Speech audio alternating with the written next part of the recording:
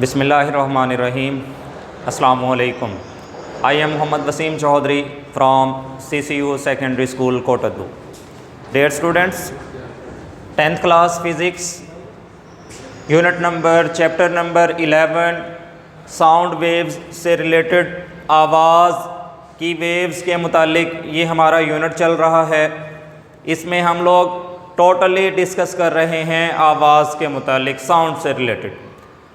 Previous lecture में हमने start लिया था करैक्टरिस्टिक्स ऑफ साउंड, आवाज़ की खसूसियात। बेटा, आवाज़ की खसूसियात करैक्टरिस्टिक्स ऑफ साउंड मैंने लिखी थी साइड पर, और वन बाय वन इनको जो है ब्रीफली डिस्कस किया था आप लोगों के साथ। पहली कंप्लीट हो गई थी loudness of sound, second one है pitch of sound, third one है quality of sound, fourth one है इंटेंसिटी ऑफ साउंड, और फिर music and noise. These are the characteristics of sound. Previous lecture में फर्स्ट जो है वो कंप्लीट हो गई थी, उसके फैक्टर्स भी विद एग्जांपल्स आप लोगों के साथ जो है वो ब्रीफली डिस्कस किए थे। आज हमारे पास है पिच ऑफ साउंड।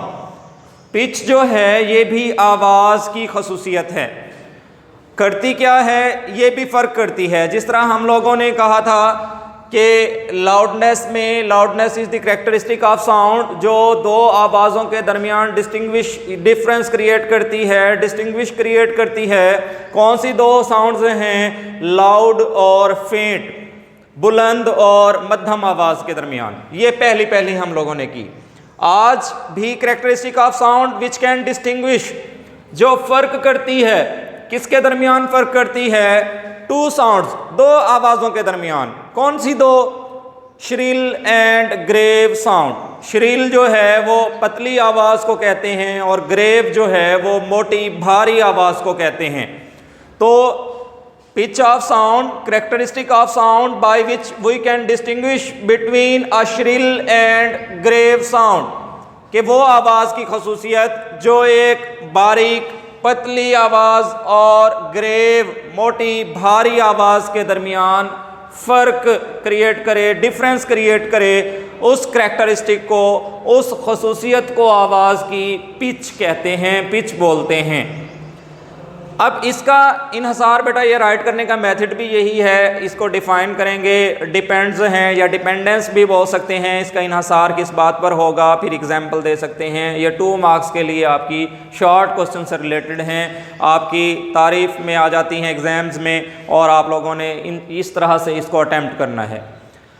अब आवाज़ की वो खसूसियत जो मैंने कहा कि श्रिल, पतली और ग्रेव, और भारी मोटी आवाज़, उनके दरमियान फ़र्क करे। मैं एग्जांपल देता हूँ आप लोगों को। एक रूम में फ़र्ज़ करें हम घर में बैठे हैं, हम दूसरे रूम में बैठे हैं, कोई मिलने वाले आ जाते हैं, चाचू हैं, कज़न्स हैं, कोई भी आते हैं। अब हमें दूसरे रूम में जो है, हमने उन्हें मिला नहीं है, हमने उन्हें सलाम नहीं किया, बाय फेस जो है उनका आमना सामना नहीं किया, हम दूसरे रूम में बैठे हैं। तो क्या होता है, अब हमें आवाज़ें आ रही होती हैं बातें करने की, कि वालदा हमारी अम्मी जी बातें कर रही हैं, घर वाले बातें कर रहे हैं सब। तो जो भी बोल रहा होगा, हमारे नज़दीक अगर भैया ने कोई बात की है तो वो सीधी हमें समझ आ रही होगी कि ये भाई ने बात की है। फिर अब्बू ने अगर कोई बात की है तो वो भी हमें क्लियरली पता चल रहा होगा कि अब ये फ़लाँ बंदे ने इसका रिप्लाई ये किया है, फिर चच्ची ने इसका रिप्लाई ये किया है। तो अब हम दूर बैठे बग़ैर देखे ये फ़र्क महसूस कर रहे हैं कि अब फ़लाँ शख्स बोला है, अब फ़लाँ शख्स बोला है, अब फ़लाँ शख्स बोला है। तो हर एक की जो पिच है वो डिफरेंट है। वहाँ मर्द बैठे हैं, उनकी पिच कुछ और है, ख़वातीन बैठी हैं, उनकी पिच ऑफ साउंड कुछ और है, बच्चे बैठे हैं, उनकी पिच ऑफ साउंड कुछ और है। यही वजह है कि हम उन सभी आवाज़ों के दरमियान बाहर बैठकर क्या कर सकते हैं? फ़र्क महसूस कर सकते हैं, डिफ्रेंशिएट क्रिएट कर सकते हैं। और ये जो डिफ्रेंशिएट क्रिएट कराएगी, ये खसूसियत जो होगी आवाज़ की, ये क्या कहलाएगी? Pitch of sound. इसका इन्हसार किस बात पर होता है? डिपेंड किस बात पर होता है? फ्रीक्वेंसी ऑफ साउंड पर। Pitch of sound depends upon the frequency of sound, आवाज़ की फ्रीक्वेंसी पर। याद रखिएगा, जिस आवाज़ की फ्रीक्वेंसी ज़्यादा होगी वो उतनी ही आवाज़ जो है उसकी पिच ज़्यादा होगी, श्रिल होगी। अब यहीं पर देख लें कि छोटे बच्चे हैं या ख़वातीन हैं, उनकी sound frequency as compare to gents, मर्द के जो है मेन के क्या होती है, ज़्यादा होती है। ख़वातीन की आवाज़ की फ्रीक्वेंसी बनिस्बत मर्दों के क्या होती है, ज़्यादा होती है। इसी वजह से ख़वातीन की, वोमेन की और बच्चों की, चिल्ड्रन की जो है वो साउंड जो है वो श्रिल होती है, आवाज़ जो है वो पतली होती है और उनकी फ्रीक्वेंसी जो है वो ग्रेटर होती है एज़ कंपेयर टू जेंट्स। तो यहाँ पर हम ये भी कह सकते हैं कि बच्चों की और मर्दों ख़वातीन की जो फ्रीक्वेंसी है वो ज़्यादा होने की वजह से उनकी पिच ऑफ साउंड ग्रेटर होगी और उनकी आवाज़ की फ्रीक्वेंसी ज़्यादा होगी। जबकि जो मर्द हैं उनकी आवाज़ की फ्रीक्वेंसी कम होती है और आवाज़ की फ्रीक्वेंसी कम होने की वजह से पिच ऑफ साउंड भी कम होती है। यही वजह है कि उनकी साउंड, उनकी आवाज़ ग्रेव होती है, जो है वो मोटी होती है, भारी होती है as compare to women. Next है हमारे पास बेटा क्वालिटी ऑफ साउंड, आवाज़ की क्वालिटी। ये भी करैक्टरिस्टिक ऑफ साउंड, आवाज़ की खसूसियत है। इसमें भी दो आवाज़ों के दरमियान डिफरेंस क्रिएट होता है कि दो आवाज़ें, दो साउंड्स जो सेम पिच पर हों और सेम लाउडनेस पर हों। अब अगली बात आ गई कि दो आवाज़ें हैं, उनकी पिच भी सेम है और उनकी लाउडनेस भी, बुलंदी भी सेम है, फिर भी हम उनमें फ़र्क क्रिएट कर सकते हैं। तो किसके ज़रिए हम उनमें डिफ्रेंशिएट करेंगे? वो आवाज़ की क्वालिटी कहलाएगी, क्वालिटी ऑफ साउंड। अभी उसी एग्जाम्पल को रिपीट करता हूँ जो प्रीवियस मैंने यहाँ पर दी थी कि क्या होता है कि एक रूम में काफ़ी सारी ख़वातीन बैठी हैं, लेडीज़ बैठी हैं या बच्चियाँ बैठी हैं यहाँ क्लासरूम के अंदर और टीचर बाहर ठहरा है। तो अगर अंदर से बातों की आवाज़ आ रही है, टीचर को क्लियर हो रहा होगा कि इस वक्त हफ्सा बोल रही है, इस वक्त जवेरिया बोल रही है, इस वक्त जो है हमना ने यह रिप्लाई किया है। तो वहाँ पर टीचर उन्हें बाय फेस नहीं देख रहा, आमने सामने बैठकर नहीं ऑब्जर्व कर रहा, बल्कि टीचर बाहर ठहरा है क्लासरूम से और स्टूडेंट्स अपने रूम में खुद गपशप में मसरूफ़ हैं, बातें कर रही हैं।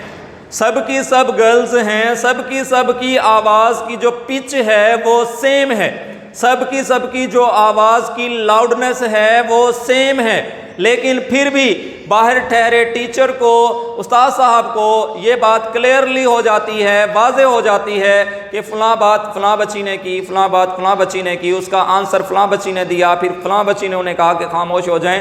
तो वजह क्या है? वो तो सब गर्ल्स थी, उनकी फ्रीक्वेंसी भी सेम थी, उनकी पिच भी सेम थी, उनकी लाउडनेस भी सेम थी, फिर भी हर स्टूडेंट को, हर लड़की को अलग अलग डिस्टिंग्विश कर देती है साउंड के हिसाब से।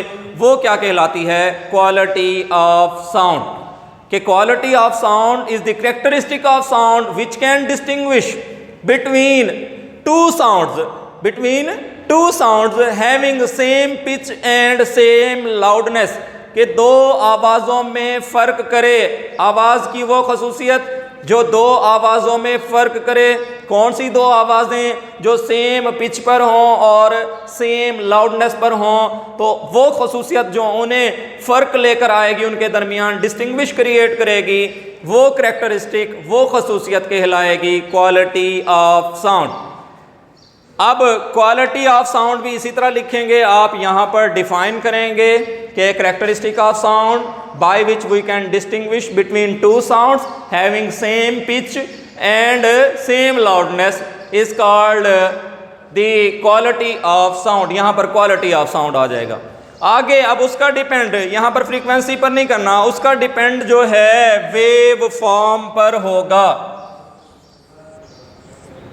यहां पर लिखेंगे quality of sound depends upon the wave form of sound wave. Sound wave की वेव फॉर्म पर होगा। मुख्तलिफ लड़कियों की आवाज़ों की जो वेव फॉर्म होगी वो डिफरेंट होगी। एग्जाम्पल के तौर पे आप लोगों को बता देता हूं।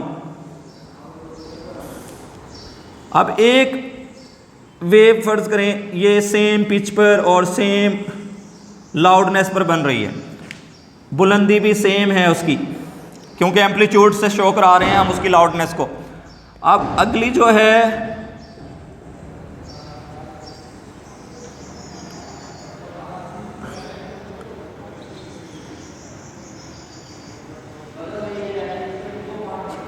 गौर से देखें तो इसकी लाउडनेस भी जो है वो इसके बराबर है, लेकिन जो वेव फॉर्म है, वेव की शक्ल है, वो दोनों साउंड्स की क्या है, वो डिफरेंट है। यही वजह है, इसी के ज़रिए हम क्वालिटी ऑफ साउंड में इन दोनों आवाज़ों को फ़र्क डिफ्रेंशिएट कर सकते हैं, डिस्टिंग्विश कर सकते हैं। आगे हम इसकी एग्जांपल दे सकते हैं। ये बेटा जो इंटेंसिटी ऑफ साउंड है, ये जो है थोड़ा लेंथी टॉपिक है, वो इनसे रिलेट एक अलग से इसका टॉपिक बनेगा। लास्ट पर मैं ये दो डेफिनेशंस क्लियर करा देता हूँ। Music and noise. म्यूज़िक कौन सी आवाज़ें हैं जो प्लीजेंट इफ़ेक्ट रखती हों हमारे ऊपर, ह्यूमन बीइंग्स पर, उन आवाज़ों को हम म्यूज़िकल साउंड्स बोलते हैं। और वो आवाज़ें जिनका अनप्लीजेंट इफ़ेक्ट हो हमारी तबीयत पर और हमारी नेचर पर, उन्हें हम लोग नॉइस बोलते हैं। वो आवाज़ें जो इंसानी माहौल में खुशगवार असर रखती हों वो म्यूज़िकल साउंड्स कहलाती हैं। वो आवाज़ें जो नाखुशगवार असर रखती हों इंसानी माहौल में, उन्हें हम शोर बोलते हैं।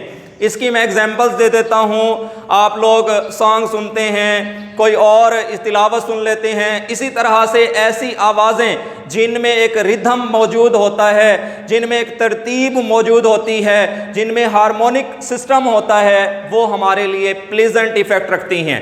और जो अचानक से, सडन से, जिनमें कोई हार्मोनिक सिस्टम नहीं है, कोई रिदम नहीं है, बेतरतीब आवाज़ें हैं, बेहंगम आवाज़ें हैं, गाड़ी के हॉर्न की आवाज़ है, किसी और जनरेटर की आवाज़ है, लाइट जाती है, नीचे जनरेटर चलता है, तो जिस क्लास के साथ होता है मोस्टली वो क्लास जो है वो डिस्टर्ब रहती है। वजह क्या है कि हमारे लिए उस जनरेटर की जो आवाज़ है वो प्लीजेंट इफ़ेक्ट नहीं रख रही होती। तो जब वो प्लीजेंट इफ़ेक्ट नहीं रख रही होती तो हम उसे जो है वो नॉइस बोलते हैं, म्यूज़िक नहीं बोलते, शोर बोलते हैं। और शोर जो है वो हमें डिस्टर्ब करता है। इसी तरह जो म्यूज़िकल साउंड्स हैं वो प्लेजेंट इफ़ेक्ट रखती हैं और जो नॉइस है वो अनप्लीजेंट इफ़ेक्ट रखता है। हमारी कैरेक्टरिस्टिक ऑफ साउंड में सिर्फ एक कैरेक्टरिस्टिक बची है, वो इंटेंसिटी ऑफ साउंड। ये अलग से टॉपिक है, ये इंशाल्लाह नेक्स्ट टॉपिक में आप लोगों को क्लियर करेंगे। Wish you best of luck. अल्लाह हाफिज़।